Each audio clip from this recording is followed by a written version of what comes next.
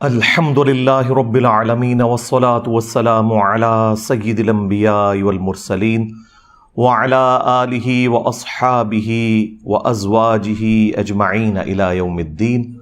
الحمدللہ آج 14 مئی 2023 کو سنڈے کے دن ہمارا یہ پبلک سیشن نمبر 94 منعقد ہونے جا رہے ہیں۔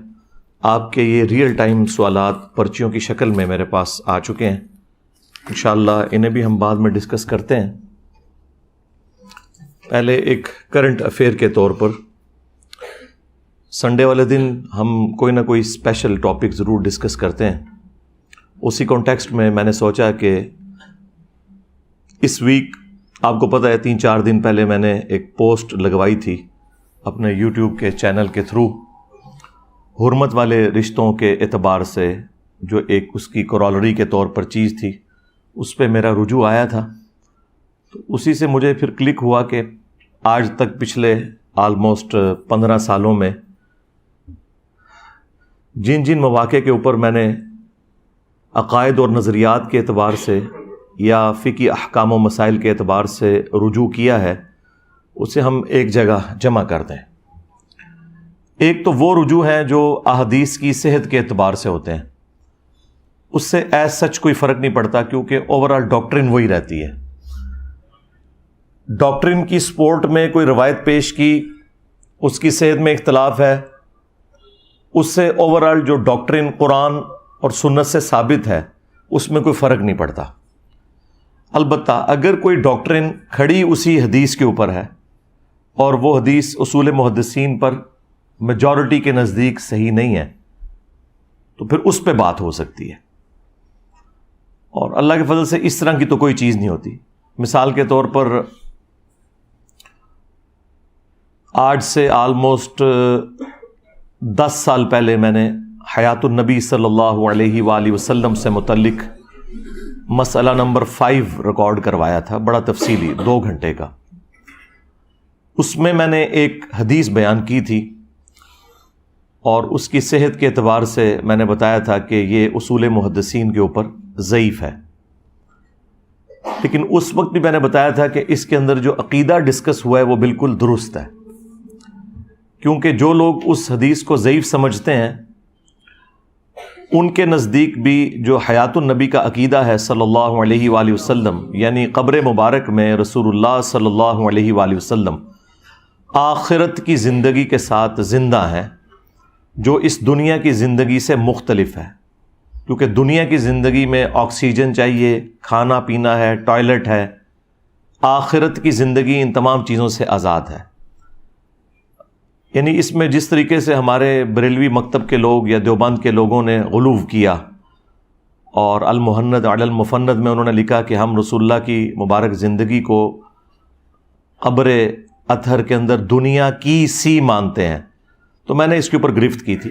لیکن آپ کا جسم مبارک بالکل صحیح سلامت ہے، آج بھی اگر قبر مبارک کھودی جائے تو اللہ کے محبوب صلی اللہ علیہ وآلہ وسلم اسی حالت میں لیٹے ہوئے ہوں گے جس حالت میں آپ کو دفنایا گیا تھا۔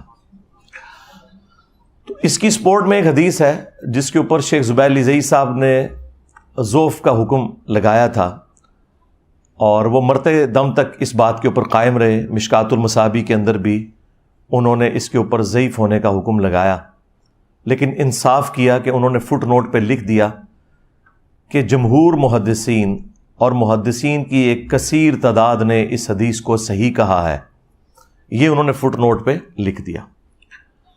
اور اس پر ترا یہ کہ انہوں نے جو الگ سے ایک کتاب فضل الصلاۃ علی النبی کا جب ترجمہ اور اس کی شرح لکھی تو اس میں انہوں نے اس روایت کو پھر سے ضعیف لکھا، لیکن ساتھ ہی بتایا کہ یہ جو عقیدہ ہے نا کہ قبر اطہر میں رسول اللہ کا جسم مبارک صلی اللہ علیہ وآلہ وسلم بالکل سلامت ہے، تو یہ عقیدہ درست ہے۔ اور اس کی سپورٹ میں انہوں نے المصنف ابن ابی شیبہ سے سیدنا عمر فاروق رضی اللہ تعالیٰ عنہ کا قول پیش کیا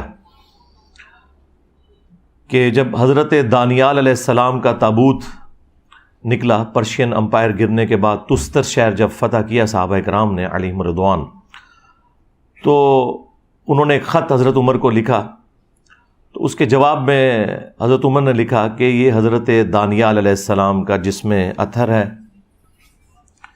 اور انبیاء کے جسموں کو نہ آگ کھاتی ہے، نہ مٹی کھاتی ہے، نہ کوئی درندہ کھاتا ہے۔ یہ 3 جملے اس میں انہوں نے لکھے، جو اس بات کا ثبوت ہے کہ صحابہ کرام کا یہی عقیدہ تھا۔ اب یہ وہ روایت ہے جس روایت کو وہ لوگ بھی صحیح سمجھتے ہیں جو سنن ابی داؤد کی اس روایت کو ضعیف کہتے ہیں۔ ان اللہ حرم علی الارض ان تأکل اجساد الانبیاء، بے شک اللہ تعالیٰ نے حرام کیا ہے انبیاء کے حق میں کہ مٹی ان کے جسموں کو کھائے۔ اس روایت کو میرے علم کی حد تک 2 ہی محدثین ہیں جنہوں نے ضعیف کہا، ایک امام بخاری ہیں اور دوسرے ہمارے استاد شیخ زبیر لیزئی صاحب ہیں۔ اور وہ شیخ زبیر صاحب کو بھی وہی دھوکہ لگا جو امام بخاری کو لگا، ظاہر انسان تھے۔ اس میں ایک راوی ہے جس کا نام ہے عبد الرحمن بن یزید بن جابر۔ امام بخاری اور شیخ زبیر صاحب کا موقف ہے کہ یہ عبد الرحمن بن یزید بن تمیم ہے۔ اب دیکھیں، وہ ان کے نام ان کے باپوں کے نام تو سیم ہے، دادوں کے نام میں فرق ہے۔ اگر یہ دادے کا نام جابر ہے پھر تو وہ ثقہ اور صدوق راوی ہے، جو کہ ہمارا موقف ہے اور جمہور محدثین کا، جو شیخ زبیر صاحب نے خود فٹ نوٹ پہ بھی لکھا مشکات المصابیح کی تحکیم کے دوران کہ ایک کثیر جماعت نے اس حدیث کو صحیح کہا ہے۔ اور دوسری طرف امام بخاری کہتے ہیں کہ یہ عبد الرحمن بن یزید بن جابر نہیں بلکہ عبد الرحمن بن یزید بن تمیم ہے، اور یہ انہیں ایک مغالطہ لگا جس کی وجہ سے انہوں نے اس روایت کے اوپر ضعف کا حکم لگایا۔ لیکن عقیدہ وہ بھی یہی مانتے تھے، بلکہ وہ تو ایک سٹیپ آگے ہیں۔ صحیح بخاری میں انہوں نے ایک روایت لی ہے کہ حضرت عمر فاروق رضی اللہ تعالیٰ عنہ کی وفات کے آلموسٹ 65 سال کے بعد، 60+ ایئرز کے بعد، حجر عائشہ کی جب دیوار گری ولید بن عبد الملک کے دور میں تو ایک پاؤں ظاہر ہو گیا، لوگ پریشان ہوئے۔ پھر عروہ ابن زبیر کو بلایا گیا جو سیدہ عائشہ کے بھانجے تھے، ان کے محرم تھے اور اکثر جاتے تھے حجر عائشہ میں۔ تو انہوں نے جب قبروں کی لوکیشن دیکھی تو انہوں نے کہا کہ یہ حضرت عمر کا پاؤں ہے، یہ رسول اللہ کا پاؤں نہیں ہے صلی اللہ علیہ وآلہ وسلم، کیونکہ لوگ پریشان ہو گئے کہ شاید یہ رسول اللہ کا پاؤں مبارک ہے۔ پھر وہ حضرت عمر کا پاؤں اندر کر کے دوبارہ سے اسے دفنا دیا گیا۔ اب یہ امام بخاری صحیح بخاری میں لے کر آئے ہیں، یعنی وہ یہ بتانا چاہ رہے ہیں کہ انبیاء کا پروٹوکول تو ہے ہی ہے، لیکن اگر اللہ چاہے تو غیر نبی کے لیے بھی یہ پروٹوکول کر سکتا ہے کہ اس کے جسم کو محفوظ رکھے۔ لیکن یہ جسم کا محفوظ ہونا کسی کی ولایت کے لیے اکلوتی دلیل نہیں ہے۔ اگر جسم محفوظ بھی نہ رہے تو اس کا کوئی مطلب نہیں ہے کہ کوئی یہ رزلٹ نکالے کہ کوئی شخص مردود ہے۔ کئی صحابہ کرام ہیں، ان کے جسموں کے ٹکڑے کیے گئے ہیں دفنانے سے پہلے، مسلح کیا گیا ہے، تو ان کے جسم تو سلامت قبر سے باہر نہیں رہے ہیں، تو اندر والا معاملہ تو بعد میں ڈسکس ہوگا۔ تو یہ کسی کی بزرگی کی دلیل کے طور پر نہیں اسے پیش کرنا چاہیے۔ ہاں، جن کو اللہ پروٹوکول دیتا ہے وہ ان کا پروٹوکول ہے، لیکن اگر کسی کو پروٹوکول نہ ملے تو اس کا یہ مطلب نہیں کہ وہ کوئی بزرگ نہیں ہے۔ یہ بالکل غلط عقیدہ لوگوں نے بنا لیا ہے کہ محمد کے غلاموں کا کفن میلا نہیں ہوتا، یہ بالکل جھوٹ ہے۔ ہاں، سائبیریا میں دفن کر دیں تو محمد کے غلام چاہے کافر ہوں یا مسلمان، ان کا کفن میلا نہیں ہوگا، ان کے جسم میں بھی کیڑے نہیں پڑیں گے۔ وہ تو ظاہر ہے وہاں پہ ٹیمپریچر ہی اتنا ہے، لو ہے کہ وہ فریزنگ پوائنٹ سے نیچے ہے، تو وہاں پہ تو یہ ایشو نہیں ہوگا۔ ایک پیورلی سائنٹیفک فنامنا ہے۔ البتہ عرب کی سرزمین میں اگر کسی کی لاش سلامت نکلتی ہے تو ظاہر ہے یہ سائنٹیفک فنامنا نہیں ہے، اللہ تعالیٰ کا خصوصی پروٹوکول ہے، تو ہو سکتا ہے کسی کے لیے۔ تو اب یہ جو روایت تھی ابو داؤد کی مشکات والی، اس کو شیخ زبیر صاحب مرتے دم تک ضعیف کہتے رہے، عقیدے کو درست سمجھتے رہے، وہ میں نے آپ کو بتایا۔ اب اس کے اوپر میں نے 8 سے 10 سال پہلے اس روایت کو ضعیف ڈکلیئر کیا تھا، لیکن اس وقت بھی میں نے بتایا تھا کہ اس کو لوگ صحیح بھی سمجھتے ہیں اور اس کو سپورٹیو صحیح روایتیں بھی موجود ہیں، بلکہ اس سے بڑھ کر قرآن میں یہ عقیدہ موجود ہے کہ حضرت سلیمان علیہ السلام لاٹھی کے سہارے کتنی دیر تک ان کی جو لاش ہے وہ اسی حالت میں رہی، اور لاٹھی کو دیمک چاٹ گئی، اور وہ لاٹھی جب ٹوٹی تو پھر وہ زمین پہ ان کا جسم اثر آیا۔ اور یہ کوئی بزرگ کا جسم ہوتا تو کہتے جی جیسے ہی تھلے جان لگے تو تھلے فرشتے آ گئے، ایویں کہانیاں بنا لیندے نے۔ تو قرآن میں تو واضح ہے کہ وہ زمین پہ گر پڑے، تو پھر جنوں کو پتہ چلا کہ وہ تو فوت ہو چکے ہیں۔ تو یہ قرآن میں جو آیت مبارکہ ہے یہ اس بات کی دلیل ہے کہ نبیوں کے جسم مرنے کے بعد بھی اللہ تعالیٰ سلامت رکھتا ہے، لہٰذا وہ لوگ جو احادیث کے منکر ہیں ان کے لیے یہ بہت بڑی دلیل کے طور پر اور پھکی کے طور پر آپ پیش کر سکتے ہیں کہ اس عقیدے کی اصل قرآن کے اندر ہے۔ اور باقی تو کئی احادیث اس پر گواہ ہیں جو میں ڈسکس کر چکا ہوں۔ اب اس طرح کے جو رجوع ہوتے ہیں نا، میں اس زمانے میں اگر اس روایت کو ضعیف کہتا تھا، اور آج میں سمجھتا ہوں کہ شیخ زبیر صاحب اور امام بخاری کا موقف غلط تھا، تو اوریجنل ڈاکٹرن اس وقت بھی میری وہی تھی، اوریجنل ڈاکٹرن آج بھی وہی ہے۔ اس طرح کے جو رجوع ہوتے ہیں نا، یہ ایز سچ ان کو ریکارڈنگ میں یعنی اسپیسیفکلی لانے کی ضرورت نہیں ہے، لیکن میں جستہ جہاں جہاں وہ چیز آتی ہے وہ اسکیٹرڈ فارم میں ڈسکس ضرور کرتا ہوں۔ میں آج کی ریکارڈنگ کے حوالے سے بات کر رہا ہوں کہ اس میں اب میں اس طرح کی چیزیں اگر ڈسکس کروں تو شاید 2 گھنٹے لگ جائیں۔ میں آج صرف وہ چیزیں ڈسکس کروں گا جو عقائد اور نظریات کے طور پر یا فقہی احکام و مسائل کے طور پر میں نے وقتاً فوقتاً پچھلے آلموسٹ 15 سالوں کے اندر جو رجوع کیے ہیں، اور وہ ہمارے اسٹوڈنٹس کو معلوم ہے، وہ کوئی اتنے بڑے کوئی چیزیں نہیں ہیں کہ جن کے اوپر کوئی ہنگامہ کھڑا کیا جائے، لیکن بہتر یہ ہے کہ میں اپنی زندگی کے اندر اسے ایک جگہ پہ جمع کر کے کوئی مستقبل میں آنے والے لوگوں کے لیے پرابلم کریٹ نہ ہو، اس حوالے سے ریکارڈنگ کروا دوں۔ اور میں نے اکثر عرض کیا کہ پرانے بزرگوں کی تعلیمات کے حوالے سے آپ کو مختلف اقوال ملتے ہیں۔ ایک مسئلے میں امام ابو حنیفہ رحمۃ اللہ علیہ، امام شافعی رحمۃ اللہ علیہ کے اتنے اقوال ملتے ہیں، آدھے شاگرد کہتے ہیں نہیں ان کا آخری موقف یہ تھا، دوسرے کہتے ہیں نہیں یہ تھا، اور وہ جھگڑا آج تک چلتا آ رہا ہے۔ اللہ کے فضل سے میرے کیس میں ایسی کوئی چیز نہیں ہوگی، کیونکہ میں نے جو کچھ عوام کے سامنے رکھا ہے وہ ویڈیوز کی فارم میں ہے۔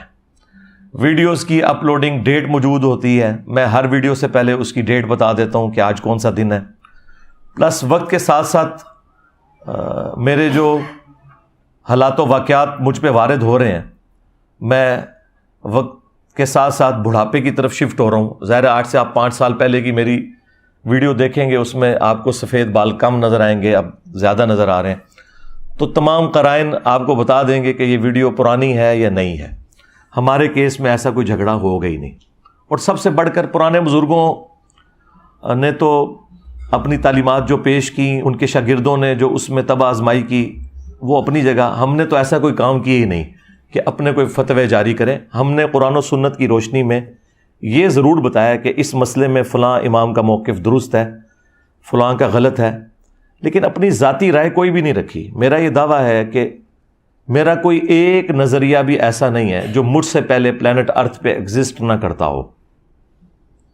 میں نے جتنے عقائد اور نظریات اڈاپٹ کیے وہ کسی نہ کسی فارم کے اندر ایگزسٹ کرتے تھے۔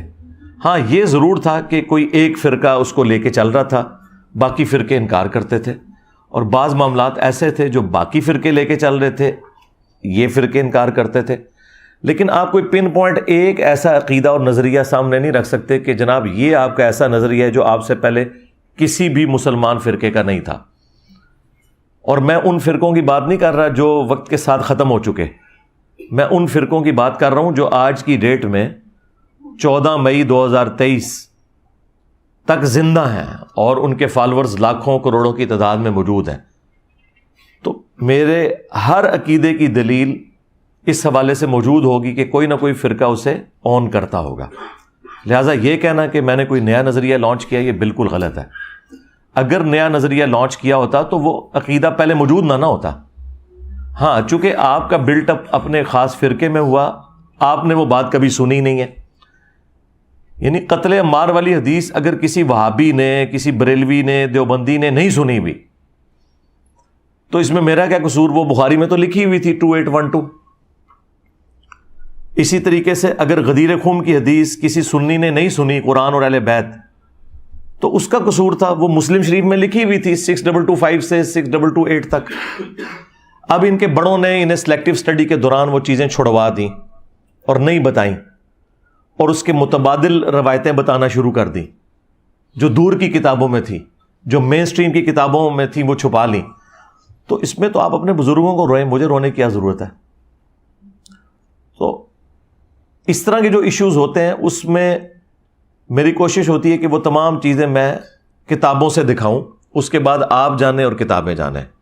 میری ذمہ داری ہے آپ کو آیت کا نمبر بتانا، حدیث کا نمبر بتانا، پھر اس سے بڑھ کر ہم اس حدیث کا امیج ڈسپلے بھی کروا دیتے ہیں.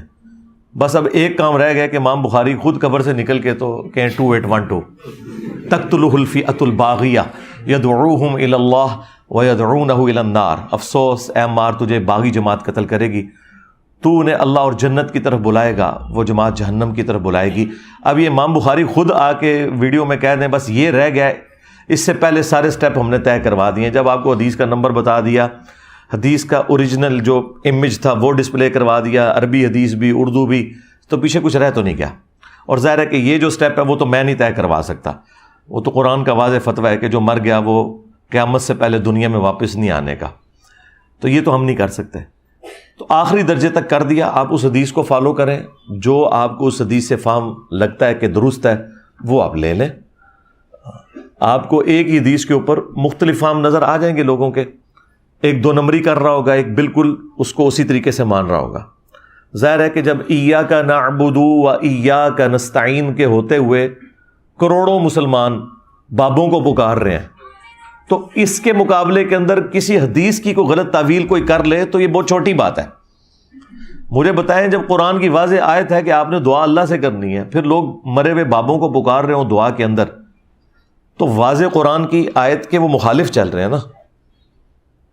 اب آپ کہیں نہیں جی دونوں طرف لوگ موجود ہیں، اور ہمارے لیے تو بدقسمتی ہے کہ زیادہ مسلمانوں کی تعداد تو ان لوگوں کی ہے جو قبروں سے مانگ رہے ہیں، مرے وہ ان کو پکار رہے ہیں. تو اب آپ کہیں گے ان کی تعداد زیادہ ہے لہٰذا ہم ایاک نعبد و ایاک نستعین میں سے یا علی مدد ثابت کر دیں، یا عبد القادر جیلانی مدد ثابت کر دیں، یا معین الدین چشتی پار لگا دے کشتی، یا بہاو الحق بیڑا تک جڑا میں ڈوب دیتا،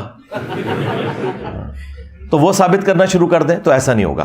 اس طریقے سے قتل مار والی حدیث سے چاہے پرانے کسی بزرگ نے کوئی اس حدیث کے ساتھ کھلواڑ کرنے کی 2 نمبری کی کوشش کی، خواہ آج کوئی کر رہا ہے، وہ آپ کو پتہ چل جائے گا کہ جب کروڑوں لوگ قرآن کی آیات کے ساتھ یہ کچھ کر سکتے ہیں تو حدیثیں تو ان کے سامنے شاہی کوئی نہیں. تو لہٰذا وہ آپ چھوڑ دیا کریں، آپ ٹیکسٹ کو فالو کریں جو اللہ کے نبی علیہ السلام نے فرمایا، اور جو اس کا صحیح فہم بیان کر رہا ہے قرآن و سنت کے مطابق وہ آپ لیں، اور جو بنو امیہ کی نوکری اور چاکری کر رہا ہے اس کو چھوڑ دیں. وہ اپنے ریال حلال کر رہا ہے، اس نے کرنے ہیں، سیدھی سی بات ہے. اس کا تو ہمارے پاس کوئی علاج نہیں ہے. یہ غم جو بنو امیہ کے خدمت گزاروں کو میں نے لگا دیا، یہ میں نے آپ کو پہلے پریڈکٹ کیا ہے کہ اب قیامت تک یہ غم ان کی قبروں میں ان کے ساتھ جائے گا، الا یہ کہ یہ امام مہدی کے ہاتھ پر بیعت کر کے اور مان لیں کہ ہاں جی امام مہدی آپ کے ابا جان کے ساتھ دھوکہ کیا تھا بنو امیہ نے، اور آپ کے ابا جان کو شہید کیا تھا بنو امیہ نے.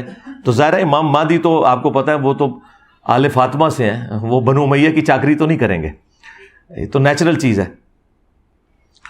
اور ابھی بھی جتنے دنیا میں سید موجود ہیں انہیں یہ عقیدہ بالکل کلیئر ہے کہ اہل بیت کے ساتھ کیا ظلم کیے ہیں بنو امیہ نے. تو امام مہدی کو تو ویسے ہی اللہ تعالیٰ کی تائید بھی حاصل ہوگی اس حوالے سے.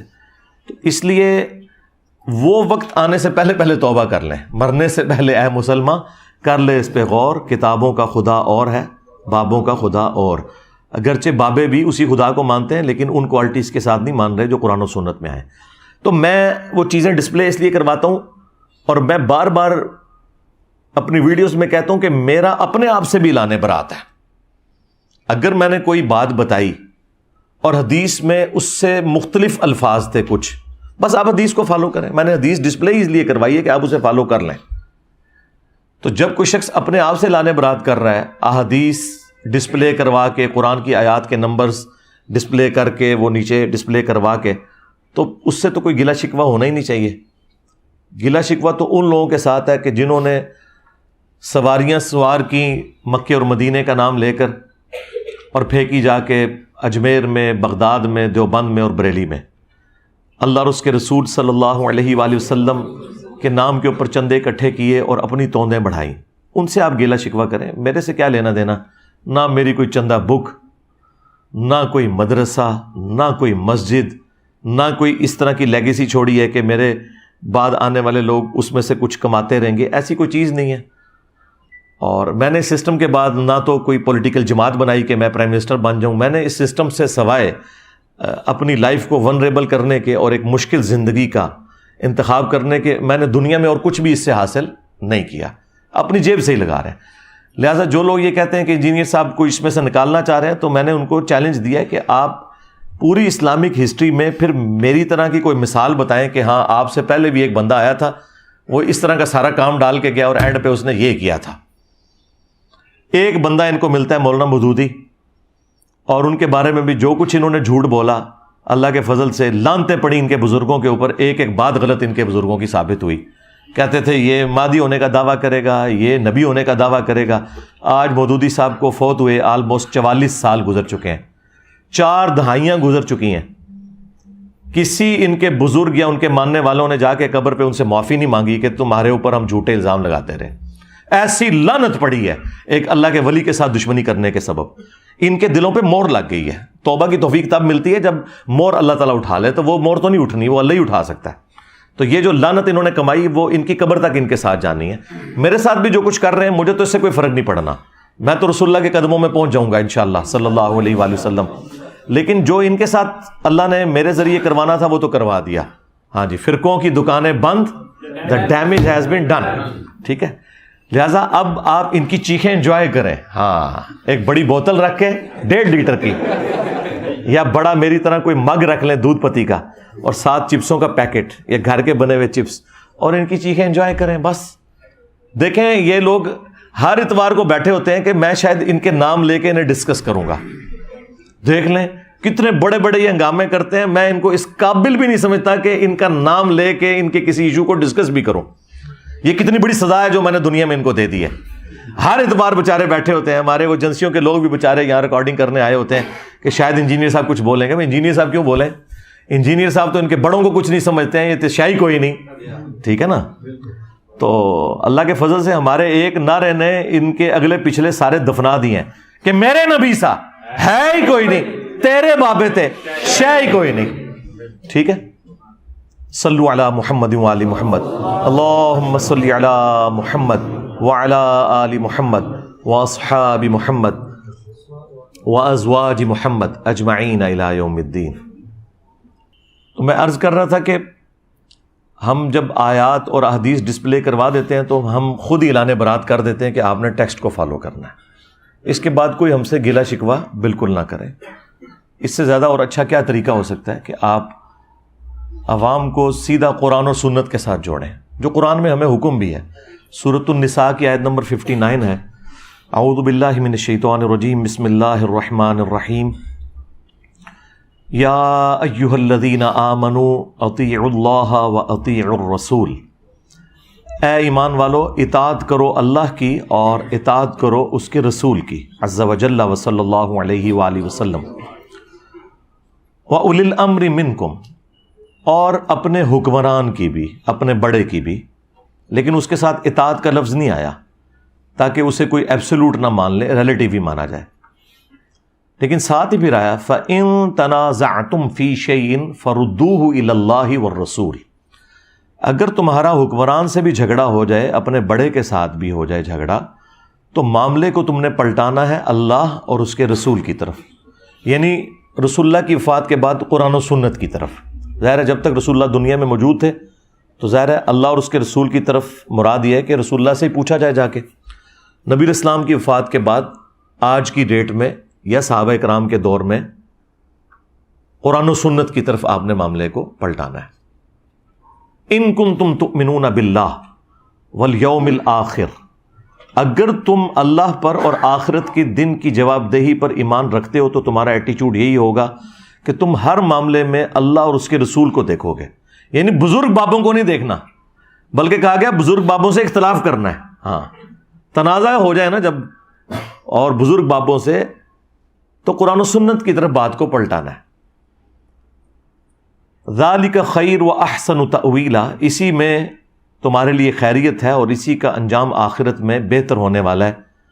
کس چیز کا؟ کہ جو لوگ اپنے معاملات کو قرآن و سنت سے حل کرتے ہیں اور اندھے بن کے کسی کے پیچھے نہیں چلتے. یہ تقلید کے خلاف بہت بڑی دلیل ہے یہ آیت مبارکہ. اس کے اوپر میں نے تفصیل کے ساتھ مختلف ویڈیوز ریکارڈ کروائی ہیں.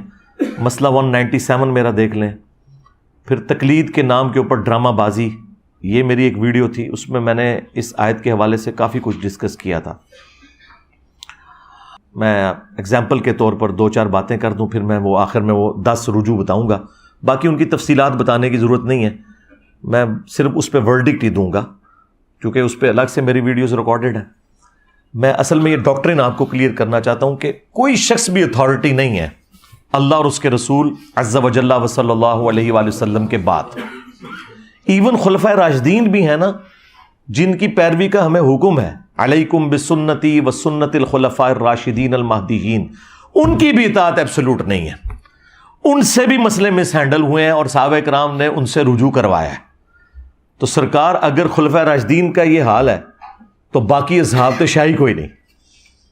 یعنی جن کے پیچھے اللہ کے رسول کھڑے ہوئے ہیں اور فرما رہے ہیں کہ میرے بعد تم بہت اختلاف دیکھو گے، دین میں نئی نئی بدعتوں سے بچنا اور میری سنت اور میرے ہدایت یافتہ خلفائے راشدین کی سنت کو داڑھوں سے مضبوطی سے پکڑ لینا. جن کے پیچھے رسول اللہ کھڑے ہوئے ہیں ان کے بارے میں بھی قرآن و سنت میں کئی چیزیں ہمیں ملتی ہیں اس حوالے سے کہ انہوں نے قرآن و سنت کی روشنی میں اپنے معاملات سے رجوع کیا. احادیث میں اس طرح کے بہت واقعات موجود ہیں. اسی میں سے میں سیمپل کے طور پر ایک بڑے ہارڈ لائنر خلیفہ راشد سیدنا عمر فاروق رضی اللہ تعالیٰ عنہ، جو اپنی مینجمنٹ میں بھی سٹرونگ تھے، علم کے اعتبار سے بھی سٹرونگ تھے، ڈیسیژن میکنگ کے اوپر بھی سٹرونگ تھے، اور ان کا روب اور دبدبا بھی تھا اپنی رعایا کے اوپر. ان کی مینجمنٹ کوئی ڈھیلی نہیں تھی. ان کی مثال بخاری اور مسلم میں آئی ہے. یہ ویسے تو ایک ہی مثال کافی ہے ان لوگوں کے لیے جنہوں نے اپنے بزرگ بابوں کو خدا کا درجہ دیا ہوا ہے. بخاری مسلم دونوں میں حدیث ہے، سیدنا عمر فاروق رضی اللہ تعالیٰ عنہ مسجد نبوی میں تشریف لائے تو انہوں نے دیکھا کہ حضرت حسان ابن ثابت اور حضرت ابو ہریرہ آمنے سامنے بیٹھے ہیں اور حضرت حسان انہیں نعتیہ اشعار سنا رہے ہیں مسجد میں بیٹھ کے. تو سیدنا عمر نے انہیں تیکھی نظروں سے دیکھا، زبان سے کچھ نہیں بولا. خلیفہ راشد بھی ہیں، روب بھی ہے، اور دیکھ رہے اس شخص کی طرف ہیں جو شاعر ہے، جو بےچارے ول میں بھی بڑے کمزور ہوتے ہیں، بالکل ممی ڈیڈی ہوتے ہیں، آپ کو پتا ہے جو شاعر لوگ ہوتے ہیں ان میں کوئی سختی. اور حضرت حسان کے بارے میں اگر آپ دیکھیں تو کسی میدان جنگ میں بھی یہ سامنے نہیں جا سکے، شاعر ٹائپ تھے، ان کی ذرا مزاج ہی کچھ اور تھا. ان سے زیادہ تو صحابیات جو ہیں وہ میدان جنگ میں پرفارم کرتی تھی. اچھا، لیکن یہاں دیکھیں کیسی دلیری ان کے اندر آئی ہے. صرف دیکھا ہے حضرت عمر نے اور ان کا عمر اس طرح نہ دیکھ میری طرف، تجھ سے بہتر شخص مسجد میں ہوتا تھا، میں انہیں بھی نعتیہ اشعار سناتا تھا، محمد رسول اللہ صلی اللہ علیہ وآلہ وسلم. اب حضرت عمر تو ایک دفعہ ہل گئے نا کہ یار یہ بندہ کون سا بول رہا ہے. انہوں نے کہا کہ اپنا گواہ لے کر آؤ. انہوں نے آگے سے نہیں کہا علیکم بسنتی و سنت الخلفاء الراشدین المہدیین. ان کو پتا تھا کہ جناب جب رسول اللہ کی بات آ گئی تو پھر میں تے شاہی کوئی نہیں. سرکار ایڈی میں تمہیں گل دسی ہے نا، شاہی کوئی نہیں، یہ ہر جگہ فٹ ہوتا جائے. تو حضرت حسان نے کہا کہ اے امیر المومنین یہ حضرت ابو ہریرہ بیٹھے ہیں، ان سے پوچھیں. تو حضرت ابو ہریرہ نے کہا کہ میں گواہی دیتا ہوں کہ نبی صلی اللہ علیہ وآلہ وسلم نہ صرف نعتیہ اشعار سنا کرتے تھے بلکہ آپ دعا فرمایا کرتے تھے، اے اللہ روح قدس کے ذریعے حسان کی مدد فرما جس طرح تو نے عیسیٰ ابن مریم کی مدد کی تھی. وَأَيَّدْنَاهُ بِرُوحِ الْقُدُسِ جو سورۃ البقرہ میں آیا. تو حضرت عمر خاموش ہو کے وہاں سے چلے گئے، یعنی یہ خاموشی میں ان کا رجوع تھا. اب اس ایک واقعے سے کتنے رزلٹ نکلتے ہیں؟ نمبر 1، خلیفہ راشد جس کی پیروی کا حکم ہے نا، وہ بھی اگر قرآن و سنت کے خلاف بات کرے تو آپ نے اس سے بھی اختلاف کرنا ہے. نمبر 2، خلیفہ راشد حضرت عمر جیسا ہو کہ بھی جب وہ دلیل سنتا ہے حدیث کی تو وہ سرنڈر کر جاتا ہے اپنے غلط فتوے سے. نمبر 3، حضرت عمر جیسا ذہین شخص نبی الاسلام کا قریبی ساتھی، اس پہ بھی کچھ احادیث ایسی تھیں جو نہیں پہنچ سکی، تو سرکار پھر ابو حنیفہ، مالک، شافعی، اعمہ میں نمبر تھے، شاہی کوئی نہیں، رحمہم اللہ اجمعین۔ اچھا، اب یہ میرا جملہ کاٹیں گے اور کہیں گے وہ انجینئر صاحب اپنے مقابلے میں کہہ رہے ہیں شاہ کوئی نہیں۔ یہ کاٹا کریں، اس طرح کیا کریں، کیونکہ آپ کے اس طرح کے چھوٹے چھوٹے کلپ کاٹنے کی برکت سے ہی تو اتنی رونق لگ گئی دنیا میں۔ ہاں، لوگوں نے کیا ہے، یہ کیڑا پاگل ہے جو اس ماڈرن دور میں اس طرح بزرگوں کو چیلنج کرتا پھر رہا ہے، تو انہیں پتہ چلتا ہے بھئی وہ بزرگوں کی تعلیمات ہی تو آگے لے کے چل رہا ہے۔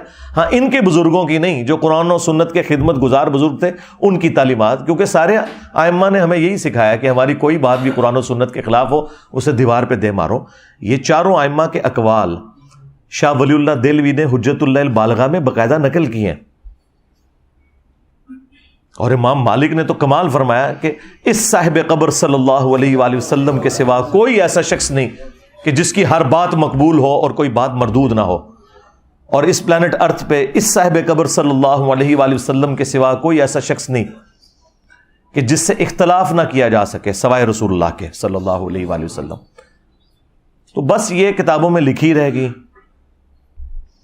اور ہم اس لیے مطعون ٹھہرے ان کی نظر میں کہ ہم نے وہ پبلک کو بتا دی۔ یہ تو چاہتے تھے کہ ابھی بھی پردہ پڑا رہے، تو وہ دیکھیں حضرت عمر فاروق رضی اللہ تعالیٰ عنہ نے فوراً رجوع کیا، انہوں نے نہیں کہا کہ مجھ سے ایسی کوئی حدیث چھپی رہ سکتی ہے۔ اور ایک اور رزلٹ چوتھا یہ نکلا کہ حضرت عمر حضرت ابو ہریرہ کو ثقہ اور صدوق مانتے تھے، جس طرح بعض غالی شیعہ رافضیوں نے یہ کہا کہ حضرت عمر نے حضرت ابو ہریرہ پر پابندی لگا دی تھی حدیثیں بیان کرنے کے اعتبار سے، تو ان کا بھی رد ہو گیا کہ حضرت عمر حضرت ابو ہریرہ کو ثقہ اور صدوق راوی مانتے تھے، ان کی گواہی قبول کی ہے انہوں نے۔ تو یہ کتنے سارے مدنی رزلٹس، مدنی پھول ملے اس ایک واقعے سے۔ ایک اور واقعہ سنیں، بخاری مسلم دونوں میں ہے وہ۔ یہ ابو ہریرہ جو حدیث کی فیلڈ کے امام ہیں، سب سے زیادہ حدیث جس بندے سے روایت ہے، جو امیر المومنین حضرت عمر کو بھی حدیثیں بتا رہے ہیں جو حدیثیں انہیں نہیں پتا، ان کے ساتھ بھی مس ہیپننگ ہو گئی، بخاری مسلم دونوں میں۔ یہ 30 سال تک یہ فتویٰ دیتے تھے، حضور کی وفات کے بعد 30 سال تک یہ کہتے تھے۔ یہ 30 ایئرز میں نے اس لیے نکالے ہیں کہ یہ خلافت راشدہ کے بعد کا واقعہ ہے، کیونکہ مروان بن حکم جب مدینے کا گورنر بنا تو وہ حضرت معاویہ رضی اللہ تعالیٰ عنہ کا دور تھا، اس زمانے میں آ کے حضرت ابو ہریرہ نے توبہ کی اپنے اس غلط فتوے سے۔ تو یہ 30 سال ایٹ لیسٹ بنتے ہیں خلافت راشدہ کے، آپ وہ 30 سال کر لیں، 30 سے کم نہیں بنتے، زیادہ ہی بنتے ہیں۔ تو حضرت ابو ہریرہ یہ فتویٰ دیتے تھے کہ جس شخص کے اوپر غسل فرض ہے نا، وہ روزہ نہیں رکھ سکتا جب تک کہ اپنا غسل اتار نہ لے۔ جب مروان مدینے کا حاکم بنا تو اس نے امہات المومنین کے پاس کچھ لوگوں کو بھیجا، تو سیدہ عائشہ نے، باقی بیویوں نے بتایا کہ ام سلمہ نے علیہم السلام کہ یہ تو فتویٰ ان کا بالکل غلط ہے، نبی علیہ السلام جنبی ہوتے تھے، احتلام کی وجہ سے نہیں، کسی اور وجہ سے، یعنی وہ میاں بیوی کے ازدواجی تعلق کو انہوں نے پردے میں بیان کیا۔ اور نبی علیہ السلام سحری کر کے روزہ رکھ لیتے تھے اور فجر کا وقت داخل ہونے کے بعد غسل اتارا کرتے تھے، یعنی جنبی شخص کے لیے یہ ضروری نہیں کہ پہلے غسل اتارے اور پھر روزہ رکھے، نہیں، تسلی سے سحری کرے، سحری کا وقت ختم ہو گیا کوئی مسئلہ نہیں ہے، فجر کا وقت داخل ہو گیا، اب فجر کی نماز سے پہلے غسل کر لے تو اس کا روزہ بھی درست، اور اس وقت وہ نماز پڑھ لے غسل کر کے۔ اب یہ جب حضرت ابو ہریرہ تک بات پہنچی تو اب نبی کی بیویاں جب گواہی دے دیں، پھر ابو ہریرہ تو شاہی کوئی نہیں، ظاہر ہے وہ تو بالکل حضور کی آئلی اور پرسنل زندگی روایت کر رہی ہیں، اس کے بعد تو کوئی گنجائش نہیں رہتی نا کہ کوئی اس طرح کی بات کرے۔ تو حضرت ابو ہریرہ اپنے اس فتوے سے پیچھے ہٹ گئے اور ان کا یہ میری ذاتی رائے تھی، میں کسی حدیث کی بنیاد پہ ایسی بات نہیں کر رہا تھا۔ تو یہ صحابہ کرام کا ایٹیچیوڈ تھا۔ ایک اور حدیث بخاری مسلم کی بڑی رکت انگیز ہے۔ ایک انصاری صحابی کو نبی علیہ السلام نے ایک مہم پر بھیجا اور ساتھ ان کو امیر بنایا اور ساتھ ان کے قافلہ روانہ کیا۔ راستے میں ان کی تلخ کلامی ہوئی اپنے سب آرڈینیٹس کے ساتھ، تو انہیں اتنا غصہ آیا، انہوں نے کہا کہ آگ کا ایک الاؤ جلاؤ بہت بڑا. جب وہ جل گیا تو انہوں نے کہا کہ میں تمہیں حکم دیتا ہوں، چونکہ میں رسول اللہ کا بنایا ہوا امیر ہوں، میری اطاعت نبی کی اطاعت ہے اور نبی کی اطاعت اللہ کی اطاعت ہے، میں تمہیں حکم دیتا ہوں کہ تم اس آگ میں چھلانگ لگاؤ. اللہ کے فضل سے کوئی ایک بھی انفی نہیں تھا ان میں، وہ سارے محمدی تھے. انہوں نے کہا کہ ہم یہ تیرا حکم نہیں مانیں گے. مجھے بتائیں ایک انصاری صحابی کا اگر حکم نہیں مان رہے صحابہ کرام، تو امام حنیفہ تو شاہی کوئی نہیں کہ ان کا غلط فتویٰ ہم مان لیں. صحابی سے تو بڑا کوئی نہیں ہو سکتا نا، اور وہ صحابی وہ جسے نبی نے امیر بنایا ہو صلی اللہ علیہ وآلہ وسلم. اور پھر صحابہ نے ایک بڑا زبردست جملہ بولا وہاں پہ کہ ہم نے آگ سے بچنے ہی کے لیے تو رسول اللہ کا دامن کرم تھاما تھا، تو ہمیں اسی آگ میں پھینک رہا ہے. تیرا یہ فتویٰ نہیں مانیں گے، ہاں جی، تیرا قیاس نہیں مانیں گے، تیرا اجتہاد نہیں مانیں گے، تیری تقلید نہیں کریں گے. واپسی پہ یہ مقدمہ جب نبی الاسلام کی بارگاہ میں پیش ہوا تو آپ نے اس پہ پھر مہر لگائی بڑے سخت الفاظ میں. آپ نے فرمایا کہ اگر تم اس آگ میں کود جاتے تو سیدھے جہنم کی آگ میں جا کے نکلتے. استغفر اللہ. یعنی ادھر بھی آگ میں جلتے اور آگے بھی آگ میں. کس کی تقلید کر کے، کس کا قیاس اور اجتہاد مان کے؟ ایک صحابی کا. تو سرکار تو اڑے امام تھے، پھر شاہی کوئی نہیں. پھر آپ علیہ السلام نے فرمایا کہ مخلوق کی اطاعت صرف معروف میں ہے، منکر میں نہیں. اللہ کی نافرمانی میں کسی مخلوق کی اطاعت جائز نہیں ہے. یعنی آپ نے دیکھنا ہے کہ اللہ نے کیا فرمایا، اس کے رسول نے کیا فرمایا عز و جل و صلی اللہ علیہ وآلہ وسلم. یہ تو میں صرف آپ کو وہ واقعات بتا رہا ہوں جو بخاری مسلم میں رپورٹ ہوئے ہیں. صحابہ ورسز صحابہ. اب کسی کو وہاں آ سکتا ہے کہ نیچے سے کوئی مثال دیں تو سرکار وہ سن لو، پھر بڑی تگڑی مثال جائے. صحیح مسلم 4776.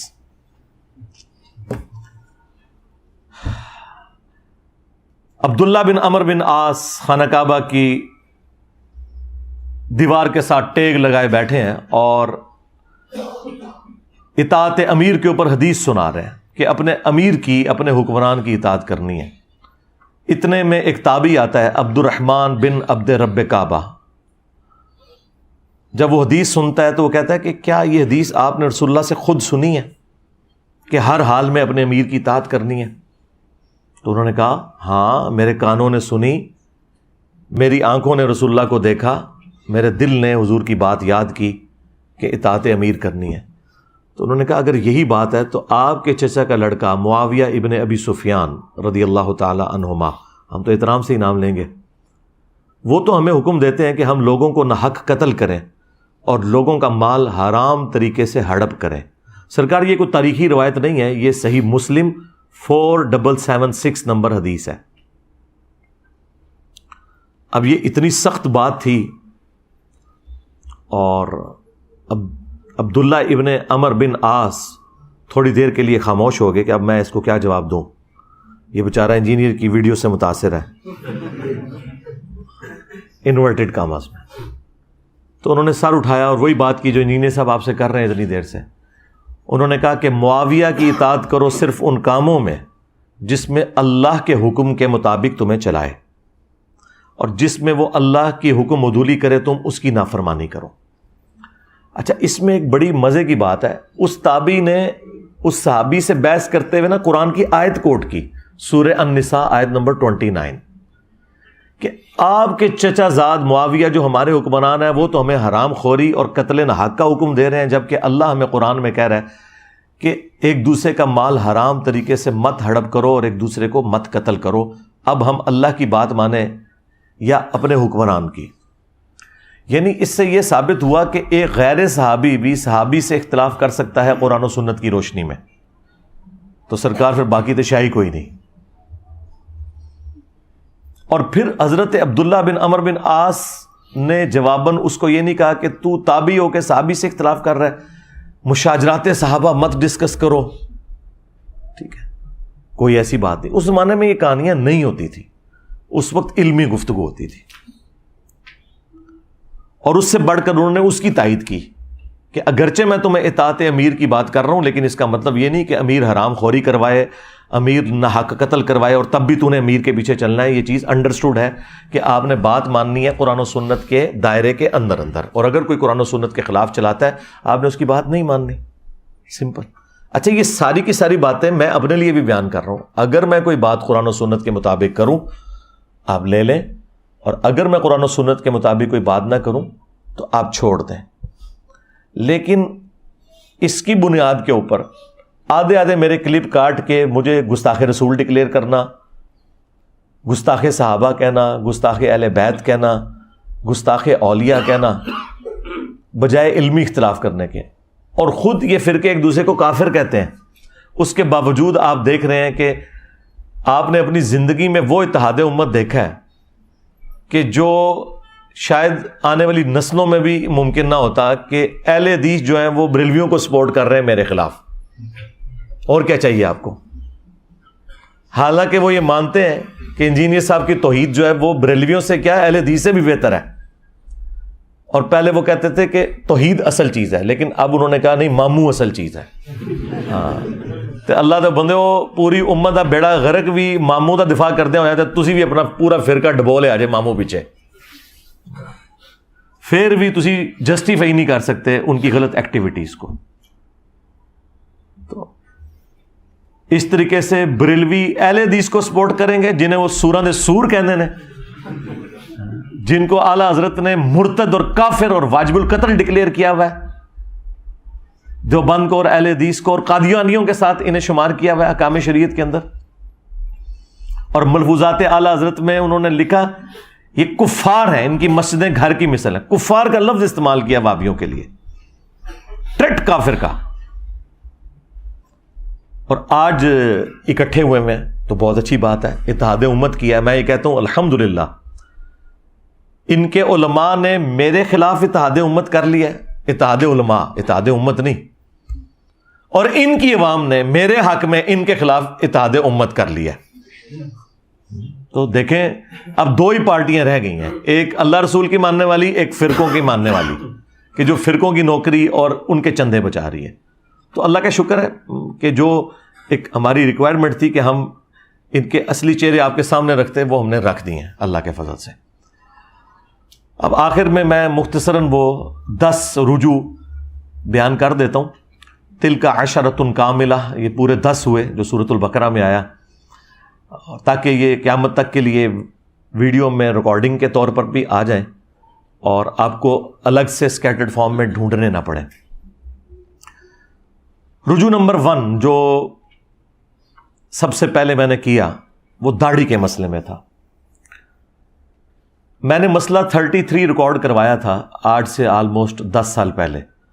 اس میں میں نے یہ موقف اڈاپٹ کیا تھا کہ اگر کوئی شخص مٹھی سے لمبی داڑھی رکھے تو یہ افضل ہے، اور مٹھی داڑھی سنت ہے، صحابہ اکرام کی بھی اور نبی علیہ السلام کی تو نیچرلی مٹھی تھی، لیکن جس کی نیچرل بڑھ جائے تو وہ اگر لمبی رکھتا ہے تو وہ بہتر ہے۔ پھر اللہ تعالیٰ نے شرح صدر کیا اور میں نے اس کے اوپر اپنا رجوع ریکارڈ کروایا کہ نہیں، جو شخص یہ سمجھتا ہے کہ نبی علیہ السلام کی داڑھی مٹھی سے بڑی نہیں، نحر سے، اس وجہ سے وہ اپنی داڑھی مٹھی کے بعد کاٹتا ہے، جس طرح کے صحابہ کرام کاٹتے تھے، عبداللہ ابن عمر، عبداللہ ابن عباس اور حضرت ابو ہریرہ رضی اللہ عنہم اجمعین۔ تو اس شخص کے لیے مٹھی کے بعد داڑھی کاٹنا افضل ہے۔ اور جو شخص یہ سمجھتا ہے کہ چونکہ نبی علیہ السلام کی ہے ہی نیچرل مٹھی تھی، میری نیچرل جتنی بھی ہوگی میں اتنی ہی رکھوں گا اور کاٹوں گا نہیں، تو وہ اس کے لیے تو افضل ہو سکتی ہے، اوورآل اسے افضل نہیں کہہ سکتے۔ جس طرح میں نے داڑھی کبھی نہیں کاٹی، ضرورت ہی نہیں پڑی، مٹھی سے زیادہ کئی بال ہیں میرے، تو میری نیچرل اتنی ہے۔ تو یہ میرا پہلا رجوع تھا جو میں نے داڑھی کے مسئلے میں اعلانیہ کیا، الحمدللہ۔ رجوع نمبر 2 وہ جہری نمازوں میں قرات کا ایشو تھا، وہ بھی آلموسٹ 10 سال پہلے میرا مسئلہ نمبر 84 ریکارڈ ہوا تھا، فاتحہ خلف الامام سے متعلق۔ اس وقت بھی میں نے راستہ چھوڑا تھا میں نے کہا تھا کہ جو لوگ یہ سمجھتے ہیں نا کہ جب امام بلند آواز سے قرات کر رہا ہے اور پیچھے مقتدی کا سن لینا کافی ہے، ہم ان کی نماز کو بھی غلط نہیں کہتے، لیکن ہم امام کے پیچھے جہری نمازوں میں بھی قرات کریں گے، خواہ وہ وقفے نہ دیتا ہو تب بھی۔ اس سے پھر میں نے رجوع کیا کہ نہیں، جب وہ وقفے دے گا، جس طرح میں تو دیتا ہوں الحمدللہ، میں تو تینوں جہری نمازوں میں پچھلے آلموسٹ 7-8 سال سے امامت کروا رہا ہوں، میرے پیچھے سارے پڑھتے ہیں، ہم تو قیام اللیل میں بھی وقفہ دیتے ہیں سورہ فاتحہ کا۔ لیکن اگر کوئی جہری نمازوں میں وقفہ امام نہیں دے رہا تو آپ کا سن لینا کافی ہے۔ تو یہ میں نے اس پہ رجوع ریکارڈ کروایا، اور اس پہ میری کئی ایک ویڈیوز گواہ ہیں، مجھے آج بتانے کی ضرورت نہیں ہے۔ رجوع نمبر 3 میں نے کیا تھا رکوع میں رکعت ملنے کے حوالے سے، کہ رکوع میں جو رکعت ملنے کا ایشو ہے، اس میں تفرد ہے صرف امام بخاری رحمۃ اللہ علیہ کا اور چند اہل حدیث کا۔ ادروائز اہل سنت کے چاروں ائمہ، امام ابو حنیفہ، امام شافعی، احمد بن حنبل، امام مالک اور اہل تشیع بھی، یہ سب کے سب قائل ہیں کہ رکوع میں رکعت مل جاتی ہے، اور اس کیس میں وہ قیام کے اندر جو قرات ہے وہ ایکسیپشن ہے، اللہ تعالیٰ نے معافی دی ہوئی ہے، لیکن اس کی روٹین نہ بنائی جائے۔ اس کے حوالے سے میں نے دلائل ذکر کیے ہیں، وہ آپ میری ویڈیو دیکھ لیں، نیو امام کے پیچھے فاتحہ کا مسئلہ، اس میں نے قرات کا ایشو بھی ڈسکس کیا اور رکوع میں رکعت ملنے کا، اور یہ صحابہ کرام کے فتووں کی بنیاد پہ ہے۔ عبداللہ ابن مسعود رضی اللہ تعالیٰ عنہ کے ساتھ ایک بندہ نماز پڑھ رہا تھا، تو وہ رکوع میں ملا اور اس نے سلام پھیرنے کے بعد اپنی ایک رکعت مکمل کی، تو ابن مسعود نے اسے پکڑ کے بٹھا دیا کہ تیری نماز مکمل ہو چکی ہے، رکوع میں رکعت مل جاتی ہے۔ یہ سنن کبریٰ البیہقی میں، المصنف ابن ابی شیبہ میں موجود ہے۔ یعنی یہ کوئی ذاتی فتوے نہیں ہیں کسی بڑے عالم کے یا محدث کے یا فقیہ کے، یہ صحابہ کرام کا فتویٰ ہے۔ تو میں نے اس پہ رجوع کیا کہ رکوع میں رکعت مل جاتی ہے۔ مجھے تو اللہ کا شکر ہے اس تکلیف سے گزرنا ہی نہیں پڑتا، میں تو 5 نمازوں میں امامت کرتا ہوں، اور اس سے پہلے بھی میری کوشش ہوتی ہے کہ میں جماعت قائم ہونے سے پہلے ہی مسجد میں ہوں، لہٰذا مجھے اس تکلیف سے گزرنا نہیں پڑتا۔ رجوع نمبر 4 میں نے کیا تھا وہ باپا جانی کے حوالے سے۔ میرے ایک دوست نے مجھے کہا جی میرے پاس ایک ویڈیو آئی ہے جس میں انہوں نے کہا کہ اگر آپ کی چپل الٹی ہو جائے، یعنی اس کا تلوا آسمان کی طرف ہو جائے، تو آپ نے وہ چپل سیدھی نہیں کرنی۔ تو میں بھی جناب پھر بغیر ٹکٹ کے ان کے اوپر چڑھ دوڑا، ویڈیو ریکارڈ کروا دی۔ وہ جب ویڈیو 4-4.5 لاکھ پہ پہنچ گئی، اور مجھے کچھ لوگوں نے بتایا کہ جناب انہوں نے تو ویڈیو میں بالکل الٹ بات کی ہوئی ہے، جو آپ کہہ رہے ہیں وہی بات انہوں نے کی ہوئی ہے۔ تو پھر میں نے اس دوست کے ساتھ جو تو کی وہ کی، اس کے بعد پھر میں نے نہ اس سے پہلے کوئی واقعہ ایسا رپورٹ ہوا ہے نہ اس کے بعد، جب تک میں خود دیکھ نہ لوں، پوری تسلی نہ کر لوں، میں کوئی رائے قائم نہیں کرتا۔ اسی لیے میں اپنا ٹویٹر اکاؤنٹ نہیں بناتا کہ بعد میں ٹویٹس جو ہیں وہ جس ملک میں ISPR کے DG کو اپنے ٹویٹس ڈیلیٹ کرنی پڑ جائیں تو باقی تو شاہی کوئی نہیں۔ تو مجھے کیا تکلیف ہے کہ میں ٹویٹر اکاؤنٹ بنا کے تو رجوع ریکارڈ کراتا رہوں، پہلے تھوڑے کٹے میں کھولے انہیں، ایک اور کھول لوا۔ اس لیے میں بڑی تسلی کے ساتھ معاملات کو دیکھ کے کوئی رائے قائم کرتا ہوں۔ بہرحال ان واقعات سے آپ لرن کرتے ہیں، جیسا صحابہ کرام اگر غزوہ احد میں نبی علیہ السلام کی نافرمانی کر کے 70 صحابہ شہید نہ ہوتے، حضور کے داں شہید نہ ہوتے، تو صحابہ کرام کی ٹریننگ کیسے ہونی تھی؟ کل کو رومنز اور پرشینز کے خلاف اس طرح کی حکم عدولی افورڈ ہو سکتی تھی؟ کیا صحابہ سپر پاورز کا مقابلہ کر سکتے تھے اتنے لوز ڈسپلن کے ساتھ؟ اگر وہ غزوہ احد والی غلطی کے بعد اللہ تعالیٰ نے 60 آیات میں انہیں ڈانٹ پلا کے ان کی اصلاح نہ کی ہوتی؟ تو ان واقعات سے آپ لرن کرتے ہیں، یہ اللہ کی ہمیشہ سنت رہی ہے۔ پھر میں نے اس کے اوپر وہ ویڈیو بھی ڈیلیٹ کروائی، اس پہ رجوع بھی ریکارڈ کروایا اور معذرت کی میں نے۔ 5واں جو میرا رجوع تھا وہ 12 ربیع الاول کے روزے سے متعلق، آلموسٹ آج سے میں نے 11 سال پہلے ویڈیو میں کہا تھا کہ 12 ربیع الاول کا آپ روزہ اگر رکھ لیں تو یہ جائز ہے، لیکن پھر بعد میں میری توجہ اس حوالے سے دلوائی گئی کہ سوموار کا روزہ تو ثابت ہے صحیح مسلم میں، نبی علیہ السلام کی پیدائش کی خوشی میں اور قرآن کے نزول کی خوشی میں، لیکن 12 ربیع الاول کا روزہ کہیں پہ رپورٹ نہیں ہوا۔ تو میں نے اس پہ پھر اپنا رجوع ریکارڈ کروایا تھا کہ 12 ربیع الاول کا روزہ آپ نہیں رکھیں گے، آپ نے میلاد کی خوشی منانی ہے تو صحیح مسلم میں جو آیا فیہ ولدت وفیہ انزل علیہ، اسی دن میں پیدا ہوا اور اسی دن مجھ پہ پہلی وحی نازل ہوئی، آپ پیر کا ہی روزہ رکھیں گے، 12 ربیع الاول کا روزہ نہ رکھیں۔ رجوع نمبر 6، آلموسٹ 8-9 مہینے پہلے میرے سامنے ایک پرچی آئی، وہ پڑھتے پڑھتے میں اختلاط کا شکار ہو گیا۔ یہ محدثین کے ہاں ایک ٹرم بولی جاتی ہے کہ دو چیزیں مکس ہو جانا، اگرچہ پڑھا آپ نے کچھ اور ہوتا ہے لیکن آپ کا دماغ کہیں اور گیا ہوتا ہے، اس وقت اس سے ملتی جلتی کسی بات کے ساتھ وہ مکس ہو جاتا ہے۔ اس کی بہت ساری مثالیں، امام بخاری امام مسلم کو بھی اختلاط لگا ہے کئی معاملات میں، اور وہ آج تک کتابوں میں ہے، راویوں کے ناموں میں ان کو اختلاط لگ گیا، بعد کے لوگوں نے بتایا نہیں، امام بخاری نے راوی کا نام غلط لکھ دیا، وہ الگ سے ایک ٹاپک ہے۔ وہ اختلاط اس طرح ہوا کہ مجھے ایک پرچی کسی نے بھیجی کہ جی وہ زیادہ ہنسنے سے دل مردہ ہو جاتا ہے، تو میں نے اس وقت کہہ دیا کہ یہ تو پاپا جانی نے کہا ہے۔ اچھا، میرے دماغ میں یہ تھا جو ہمیں بچپن سے پڑھایا جاتا تھا، چونکہ میں بھی دعوت اسلامی میں رہا، کہ جی زیادہ ہنسنے سے قبر میں اندھیرا ہوتا ہے، اور مسجد میں دنیاوی باتیں کرنے سے قبر میں اندھیرا ہوتا ہے۔ یہ ساری وہ جھوٹی روایتیں ہیں جو گھڑی گئی ہیں، لیکن یہ جو الفاظ ہے نا کہ زیادہ ہنسنے سے دل مردہ ہوتا ہے، اس میں بھی جتنی روایتیں ہیں وہ کمزور درجے کی ہیں۔ ایک روایت جامعہ ترمذی سنن ابن ماجہ میں حسن درجے تک پہنچتی ہے، لیکن بہرحال وہ روایت تو موجود ہے۔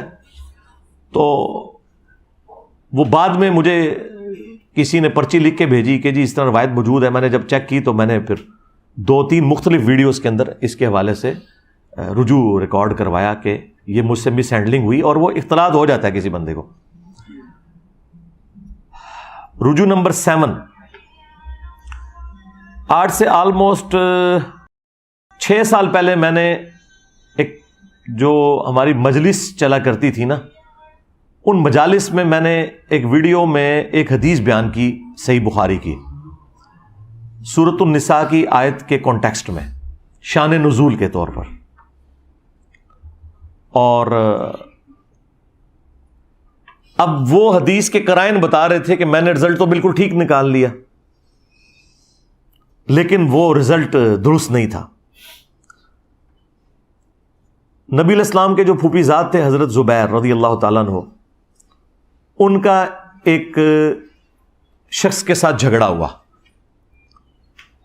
پانی لگانے کے کانٹیکسٹ میں۔ باغ کو پانی لگایا جاتا تھا نا، تو آج کل بھی آپ کو پتا ہے گاؤں ایریا میں کتنے جھگڑے ہوتے ہیں پانی کی، وہ جو نکالی ہوتی ہیں نالیاں ان کے اوپر۔ جب نبی علیہ السلام کی خدمت میں پیش ہوا، آپ نے پورے شواہد کی بنیاد پہ فیصلہ حضرت زبیر کے حق میں کر دیا۔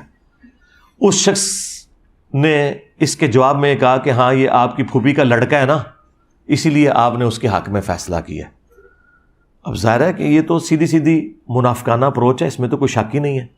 پھر اس پہ ترا یہ کہ اس پہ قرآن کی آیت نازل ہوئی کہ یہ اس وقت تک مومن ہی نہیں ہو سکتے کہ جب تک اپنے ہر فیصلے میں اے اللہ کے نبی آپ کو اپنا حاکم نہ مان لیں، اور پھر اپنے دل میں بھی کوئی تنگی محسوس نہ کریں اس فیصلے پہ۔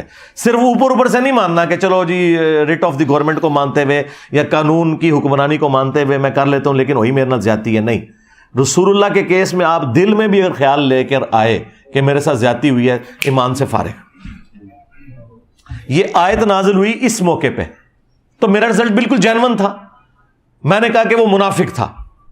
اب جب میں نے بولا یہ منافق تھا تو قرائن کے مطابق تھا، جس طرح بخاری مسلم میں کہ ابن ابی بلتہ نے جب نبی علیہ السلام کی مخبری کر دی تو حضرت عمر نے کیا کہا تھا، یا رسول اللہ اجازت دے میں اس منافق کا گلا کاٹ دوں کہ جس نے نبی کا راز لیک کیا ہے۔ تو آپ نے فرمایا کہ عمر چھوڑ دو، بدری صاحب کی اگلی پچھلی غلطیاں معاف ہے۔ ایٹیچیوڈ منافقانہ تھا اس کا، لیکن تھا وہ بدری صاحبی، دنیا سے مغلوب ہو گیا۔ اسی پہ امام بخاری نے باب باندھا ہے کہ اگر کوئی شخص اپنے علم کی بنیاد پہ کسی صحابی کو بھی کافر کہہ لیتا ہے نا، تو اس پہ کفر کا فتویٰ نہیں لوٹے گا۔ جو یہ مجھے کہہ رہے تھے انجینئر صاحب کہتے ہیں کہ اگر کوئی حضرت ابوبکر کو کافر کہہ دے تو کافر نہیں ہوگا، جی جو اپنے علم کی بنیاد پہ کہتا ہے اس تک بات یہ پہنچی ہے، وہ تو کافر نہیں ہوگا۔ لیکن اگر انجینئر صاحب حضرت ابوبکر کو تو چھوڑ دیں، میں تو اپنے مخالفین علماء کو بھی اگر کافر کہتا ہوں نا تو میں کافر ہو جاؤں گا، میرا معاملہ الگ ہے۔ اور یہ بات امام بخاری نے لکھی ہوئی صحیح بخاری میں، چیپٹر کی ہیڈنگ میں اس حدیث کو، ابن ابی بلتہ والی حدیث کو۔ لیکن بیچاروں نے نہ قرآن پڑھا نہ حدیث پڑھی، ان کو کیا پتا تھا کہ یہ سارا کچھ ہمارے اوپر امتحان آنا ہے کہ تمام علمی بحثیں جو کتابوں میں تھیں وہ عوام میں آ جائیں گی۔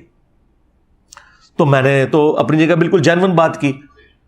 تو ایک ہفتے کے بعد ایک اسٹوڈنٹ ہمارے آئے، انہوں نے وہ پبلک سیشن جو تھا مجلس ریکارڈ ہونے سے پہلے ہی مجھے کہا کہ جی علی بھائی آپ نے جو بیان کیا وہ تو منافق نہیں تھا۔ میں نے کہا نہیں وہ منافق تھا، وہ قرآن میں آیات نازل ہوئی ہیں کہ تم مومن نہیں ہو سکتے، تو قرآن نے اسی کو منافق کہا ہوا ہے نا، بالکل قرآن تو یہی بتا رہے ہیں نا، اس موقع پہ نازل ہوئی ہے۔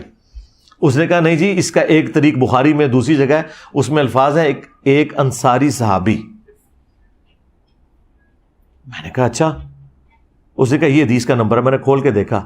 اب بھی میں تعویل کر سکتا تھا کہ صحابی وہ قانوناً تھا، وہ تو عبداللہ ابن ابی کو بھی حضور نے صحابی کہا ہوا ہے، لیکن میں نے کہا نہیں یار یہ بہت دور کی بات ہو جائے گی. جب یہ لکھا ہے نا انصاری صحابی تو پھر ہم ابن ابی بلتا والا حکم ہی لگائیں گے، جس طرح حضرت عمر نے اس کو بدری صحابی کو منافق کہہ دیا تھا. اگر بدری صحابی کو حضرت عمر منافق کہہ دیں، اتنے بڑے صحابی، تو میں تو شاہی کوئی نہیں.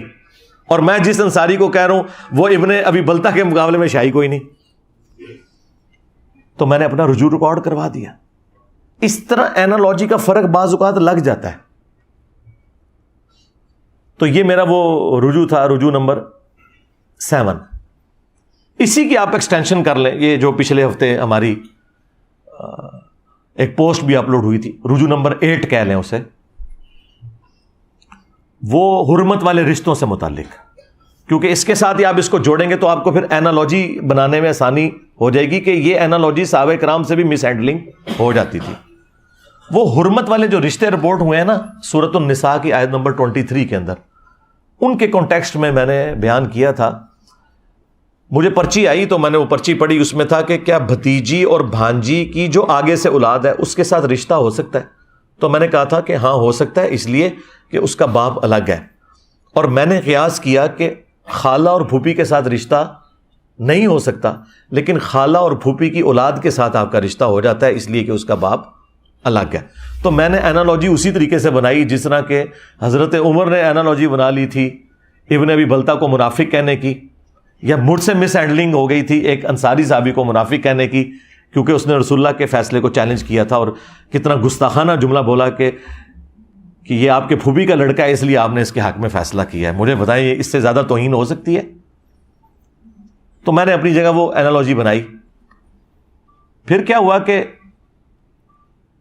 اسی ویک کے اندر، حالانکہ اتوار تو آ جانی تھی، میں نے اتوار کو بولنا تھا، لیکن مجھے منڈے یا ٹیوزڈے کو کاشف بھائی ہیں ہمارے فیصل آباد میں، مولانا اسحاق صاحب کے اسٹوڈنٹ ہیں اور ڈیسنٹ آدمی ہیں، انہوں نے مجھے کال کی کوئی دن 11 بجے. مجھے کہنے لگے کہ اس طرح آپ نے ایک مسئلہ بیان کیا ہے تو آپ نا اس کے اوپر تحقیق کریں. کیونکہ میں نے مختلف علماء سے پوچھا تو سارے علماء یہ کہہ رہے ہیں کہ جی بھتیجی اور بھانجی کی اولاد بھی اپنی بیٹی کی اولاد میں داخل ہے. میں نے کہا کوئی دلیل دی ہے؟ انہوں نے کہتے ہیں دلیل تو نہیں دی ہے لیکن یہ انڈرسٹوڈ ہے. میں نے کہا مجھے تو لگتا ہے کہ یہ بات درست نہیں ہے، کیونکہ خالہ اور پھوپھی بھی تو محرم رشتے ہیں اور ان کی اولاد آگے سے آپ کے لیے نامحرم ہے اور آپ ان سے شادی کر سکتے ہیں. تو ان کا یار میں نے تو اس طرف سوچا نہیں، واقعی ادھر تو یہ اینالوجی بنتی ہے تو ادھر یہ کیوں بنتی ہے؟ تو میں نے کہا اس پہ کوئی دلیل، کوئی قرآن کی آیت یا حدیث ہے تو مجھے بتائیں، میں انشاءاللہ نا اس پہ رجوع ریکارڈ کروا دوں گا. کہتے ہیں پھر مجھے ٹائم دیں. پھر انہوں نے مختلف علماء سے رابطہ کیا اور انہی میں سے ایک عالم دین تھے دیوبند مکتب کے، مولانا اسحاق صاحب کے وہ بڑے چاہنے والے اور ان کے اسٹوڈنٹس میں سے، ان کی آڈیو ریکارڈنگ انہوں نے مجھے واٹس ایپ کی اکیڈمی کے نمبر پہ، میں تو آپ کو پتہ ہے واٹس ایپ یوز ہی نہیں کرتا، اور مجھے انہوں نے ٹیکسٹ کیا کہ وہ آپ واٹس ایپ سن لیں. تو اس دوران پیرلل میں نے مختلف علماء کے ساتھ رابطہ کیا. کسی عالم نے بھی مجھے کوئی آیت حدیث پیش نہیں کی، کیونکہ اس طرف کسی کا پہلے دھیان اس طرح گیا نہیں ہوا تھا. ساروں نے کہا جی ہمیں ٹائم دیں. میں نے کہا ٹائم لیں. پھر میں نے مکتبۃ الشاملہ میں خود سرچ کیا، میں نے تفسیر ابن کثیر کھولی اور بڑی تفسیریں کھولی، کسی میں یہ ٹاپک ڈسکس ہی نہیں ہوا تھا. میں نے کہا یار یہ اتنی حیران کن بات ہے، اس کو ڈسکس تو کریں ہاں یا نہ. میں دور دراز کی تفسیر میں نا مجھے یہ ملا، بعض لوگوں نے آگے لکھ دیا کہ بھتیجی اور بھانجی کی جو اولاد ہے نا وہ بھی بھتیجی اور بھانجی کے حکم میں ہی داخل ہوگی، اور ساتھ لکھا ہوا اس پر اجماع ہے. یعنی قرآن و سنت کی دلیل نہیں ہے، یہ نسل در نسل مسلمانوں نے اجماع سے اس آیت کی تفسیر یہی سمجھی ہے.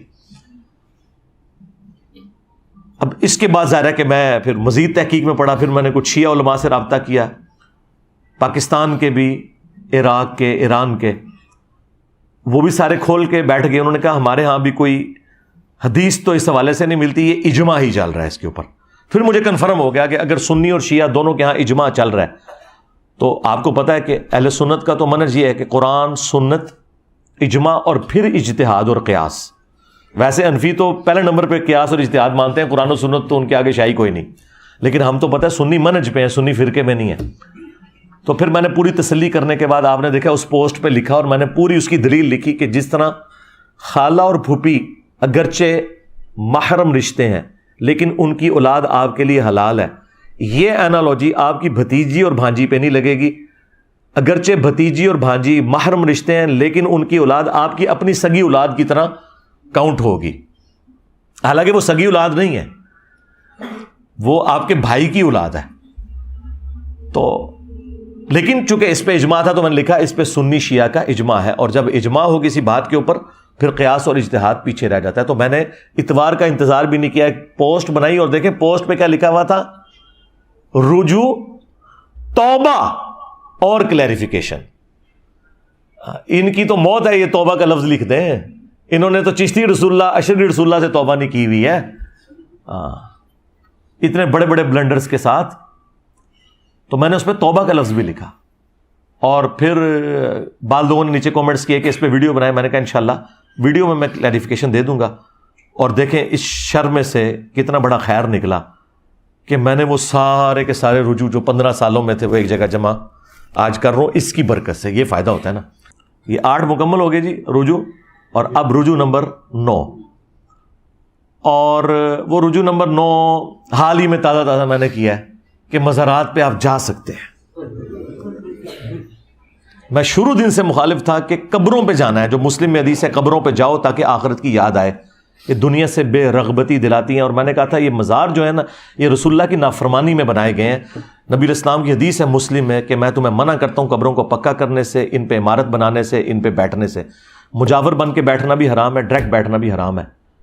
لیکن آپ کو پتا ہے کہ اسی سال میں نے اس پہ رجوع کیا ہے۔ ویسے ہے یہ رجوع خطرناک ہے، خطرناک سے بھی اگلا ورژن۔ میں نے کہا تھا آپ مزار پہ بھی جا سکتے ہیں، لیکن ایک شرط کے ساتھ کہ آپ نے مزار پہ کھڑے ہو کے دونوں ہاتھ بلند کرنے ہیں اور بلند آواز سے کہنا ہے کہ اے اللہ یہاں جو بابا دفن ہے اس کے اگلے پچھلے گناہ جو یہ اپنی زندگی میں چھپ چھپ کے کرتا رہا گناہ، یا لوگوں کے سامنے کرتا رہا، چھوٹے گناہ اس کے بڑے گناہ معاف کر دے، اور آمین بھی اونچی آواز سے کہنا ہے۔ اور پھر کہنا ہے اے اللہ اس بزرگ کی قبر میں کیڑے نہ پڑیں، اے اللہ اس پہ سام مسلط نہ ہو، اے اللہ اس بزرگ کو قبر میں عذاب نہ دیا جائے۔ ویسے اینی دعاؤں تو پہلے ہی تسی بھی بزرگوں کو پہنچ جاؤ گے۔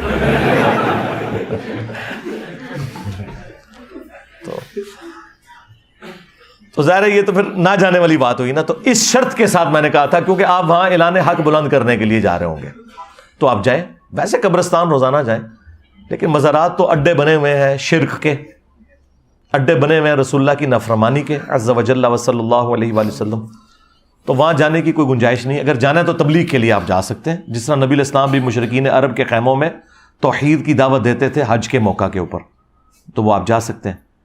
تو یہ میرا رجوع نمبر 9 تھا۔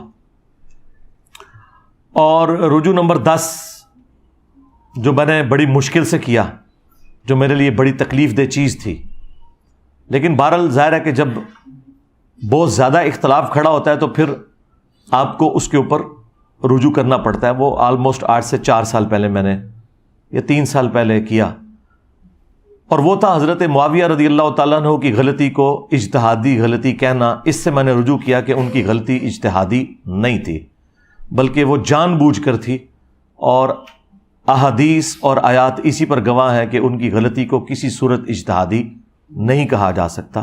زیادہ سے زیادہ ان کی غلطی اجتہادی قتل عمار سے پہلے کنسیڈر ہو سکتی ہے۔ قتل عمار کے بعد جب ان کے اپنے ساتھیوں میں سے بھی کئی لوگوں نے توبہ کر لی اور انہیں آ کے سمجھایا، اس کے باوجود وہ اپنی غلطی پر اڑے رہے، اب اسے اجتہادی نہیں کہا جا سکتا۔ اور اس پہ میرا تفرد نہیں ہے، جو آج ٹھیکیدار بنے ہوئے نا سنیت کے، ان کے بڑے بابوں نے یہ لکھا ہوا ہے، اور یہ کتنے منافق ہیں عملاً کہ ان بابوں کا نام بغیر وضو کے نہیں لیتے اور میرا نام بغیر لانتوں کے نہیں لیتے۔ تو جڑیں بڑھو نہ انہیں بابے نو پڑھو اور کہو کہ او رافضی سن، وہ اگر رافضی ہیں تو ان کی اپنی سنیت فارغ ہو جائے گی۔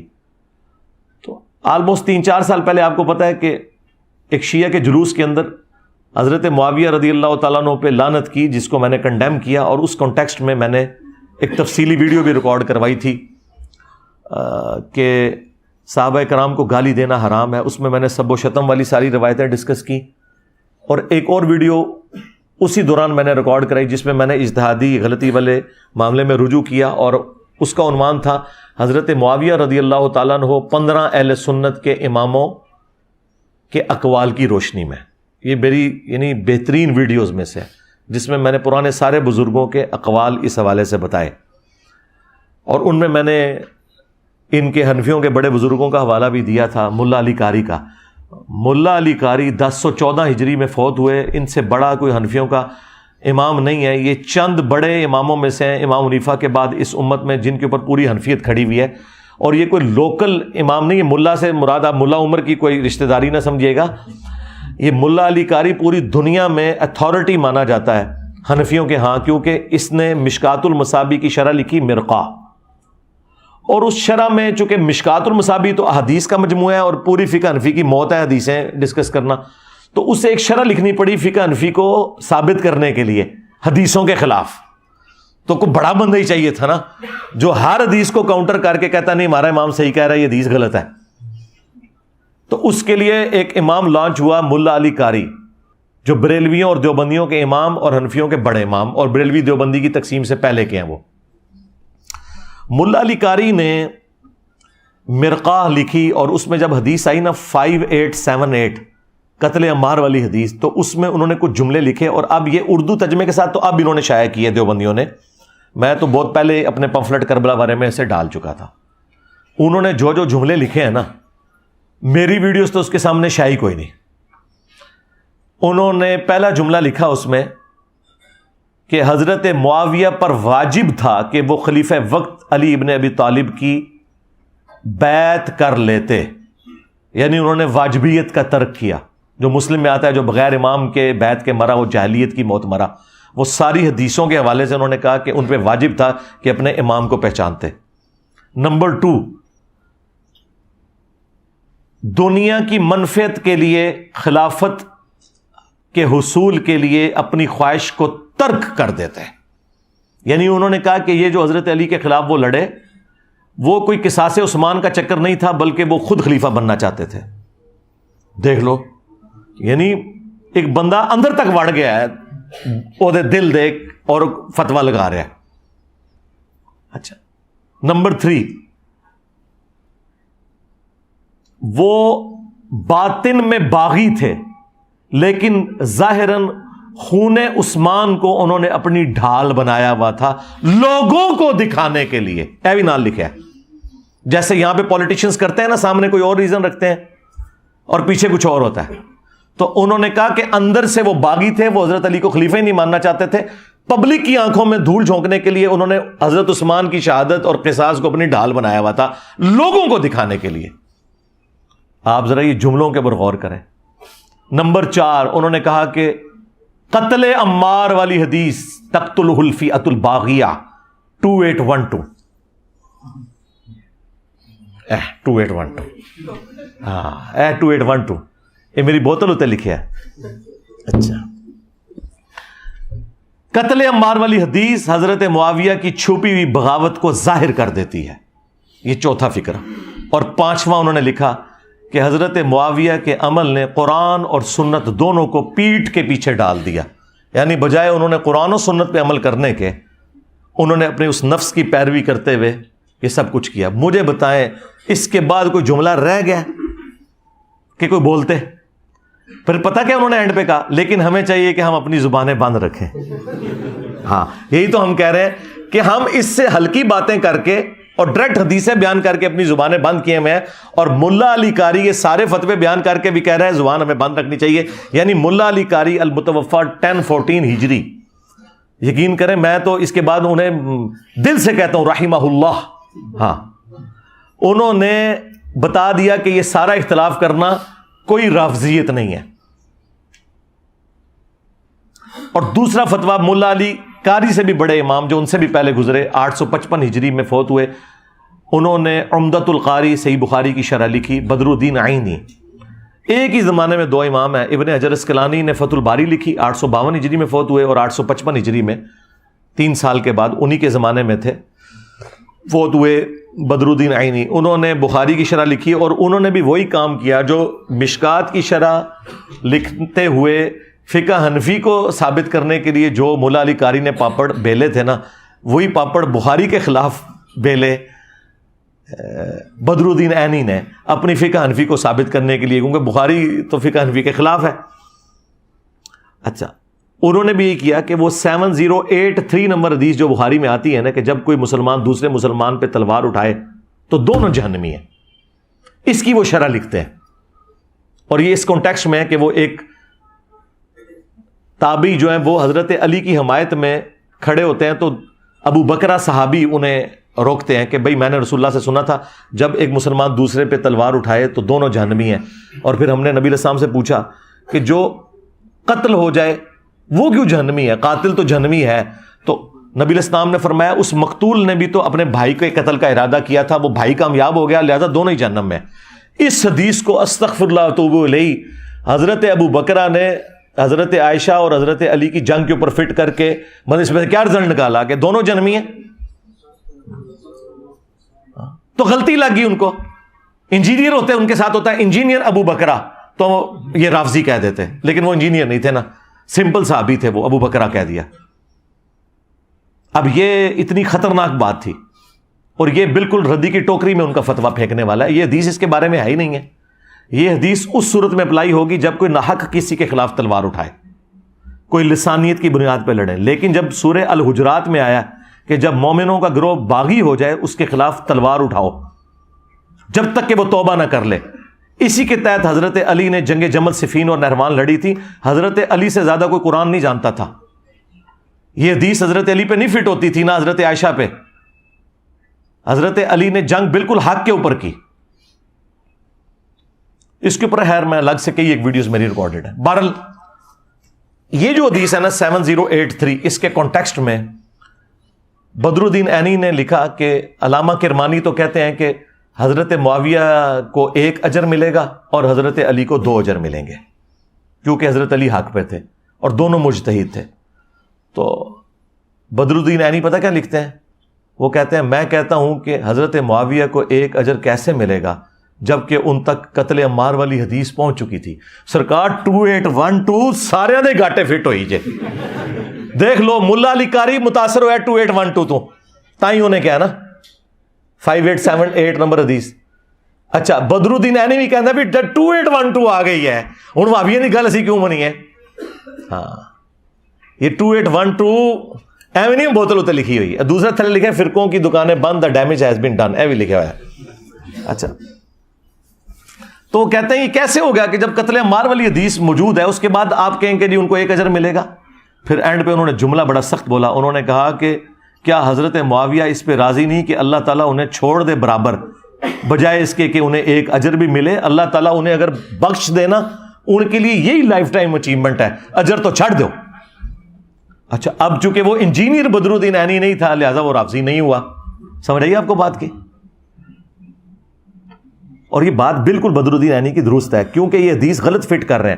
بخاری مسلم میں حدیث ہے اگر حکمران وقت اجتہاد کرے، صحیح اجتہاد کرے تو 2 اجر ہیں، غلط اجتہاد کرے تو 1 اجر۔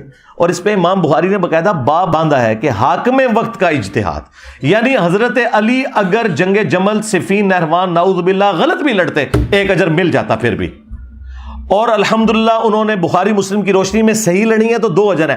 مخالف کے اجر کی تو کبھی بات ہی نہیں ہوئی ہے، یعنی خلیفہ راشد کا باغی اور ان کے خلاف کھڑے ہونے والا شخص مجتہد کیسے ہو سکتا ہے؟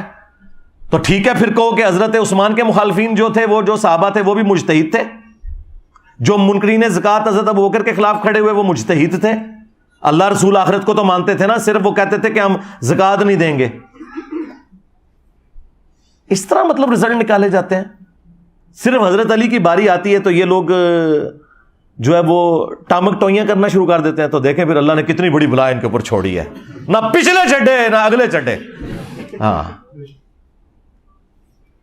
علی کے جیسا ہے ہی کوئی نہیں، بنو امیہ تھے شے ہی کوئی نہیں، ٹھیک ہے۔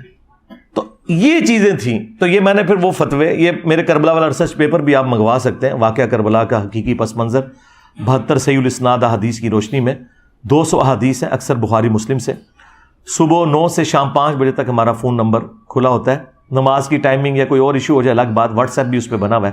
032159000162 آپ کال کریں. فری آپ کے گھر ڈاک آئے گی. 12 کا پیکج, 3 اذکار کارڈ اور 9 ریسرچ پیپرز. اس میں کربلا والا ریسرچ پیپر بھی ہے اور 8 مزید ہیں. صرف آپ کو TCS کا 500 روپیہ خرچہ دینا ہے, آپ کے گھر یہ فری جائے گا. ہم لاکھوں بانٹ چکے ہیں اللہ کے فضل سے, کوئی مسئلہ ہی نہیں ہوتا. میں مسلح اٹھاتا ہوں, نیچے سے سونے کی ایک ڈلی نکالی, عثمان بھائی کو دیتا ہوں, جا کے بیچتے ہیں, پھر 1,85,000 چھپوا لینا. کوئی مسئلہ ہی نہیں. تو فری جاتا ہے. اور یہاں پہ جتنے لوگ آ رہے ہیں پچھلے آلموسٹ 10-12 سال سے, اللہ کے فضل سے سب کو ہم ریسرچ پیپرز فری دیتے ہیں. آپ لوگوں کو بھی اینڈ میں مل جائیں گے انشاءاللہ تعالیٰ. تو وہ آپ منگوا کے پڑھیں. تو اس میں میں نے یہ ساری چیزیں ایک مینیجیبل فارم میں جمع کی ہوئی ہیں. باقی میرے کئی ایک جو لیکچرز ہیں وہ اس کے اوپر گواہ ہیں. بہرحال اس کی برکت سے یہ ہو گیا کہ یہ میں نے سارے رجوع ایک جگہ جمع کر دیے جو عقائد اور نظریات کے اعتبار سے تھے. باقی میں نے آپ کو کہا کہ کسی روایت کے حوالے سے کوئی حکم ہے تو اس کے اوپر پھر یہی ہے کہ چونکہ اوریجنل ڈاکٹرن میری نہیں بدلتی, تو میں کسی روایت کے حوالے سے کوئی بات کر دوں تو اس سے کوئی فرق نہیں پڑتا. اوریجنل ڈاکٹرن اپنی جگہ پہ موجود ہے, اور اس کی میں نے مثال آپ کو شروع میں بھی دے دی. اور بھی کئی ایک مثالیں موجود ہیں, وہ آپ کو ویڈیو سے پتہ چل جائیں گی. بہرحال اللہ کا شکر ہے کہ یہ میرے ایک ذمہ قرض تھا جو میں نے اپنی زندگی میں اتار کے اس کو ویڈیو ریکارڈنگ میں لے آیا ہوں, تاکہ آپ کو ادھر ادھر بھاگنا نہ پڑے. کیونکہ جی دسو جی انجینئر صاحب نے کتنے رجوع کیتا ہے جی اس گل تو وہ آپ یہ ایک ہی ویڈیو, اس کا ہم اردو میں بھی ٹائٹل رکھ دیں گے, انجینئر کے 10 رجوع, یا جو بھی ایک آپٹیمل اس وقت اردو میں بنے گا وہ انشاءاللہ ہم رکھ دیں گے, تاکہ آپ کو اس حوالے سے آسانی ہو جائے. ہمارا یہ جو آج کا پبلک سیشن نمبر 94 ہے بمطابق 14 مئی 2023, اللہ کے فضل سے یہ بھی ریکارڈنگ ہوگی. صلو علی محمد و آل محمد, اللہم صلی علی محمد وعلی آل محمد و اصحاب محمد و ازواج محمد و امت محمد اجمعین الی یوم الدین, آمین.